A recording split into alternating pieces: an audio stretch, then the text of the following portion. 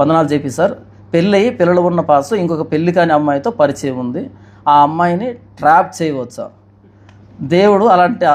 దేవుడు అలాంటప్పుడు అతన్ని శిక్షించడా? సింపుల్గా వాళ్ళ పేరెంట్స్ని క్షమించడం, సింపుల్గా వాళ్ళ పేరెంట్స్ని క్షమించమని అడిగితే సరిపోతుందా? కాబట్టి దేవుడు క్షమిస్తాడా అంటే దేవుడు క్షమిస్తాడు. అది ట్రాప్ అయితే దేవుడు క్షమించడు, ట్రాప్ కాకపోతే దేవుడు క్షమిస్తాడు. ఓకేనా?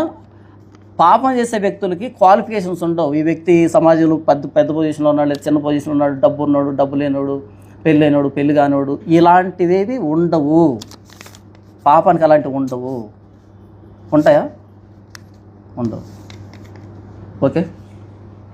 సింపుల్గా ఆ పేరెంట్స్ని సింపుల్గా ఆ పేరెంట్స్ని క్షమించమని అడిగితే సరిపోతుందా?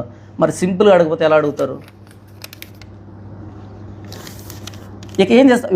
ఇప్పుడు తప్పు జరిగినప్పుడు ఏం చేస్తారు? సారీ అంటారు. ఇంకా దానికి మించి ఏముంటుంది?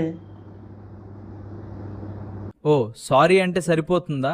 చూడండి, పాపం చేసేవాడు ఏ విధంగా తప్పును సమర్థిస్తాడో అందుకే పాపం చేసిన పాస్టర్ బోధలు వినకూడదు, అనుసరించవద్దు. లూకా 6:39లో గుడ్డివాడు గుడ్డివానికి దారి చూపగలడా?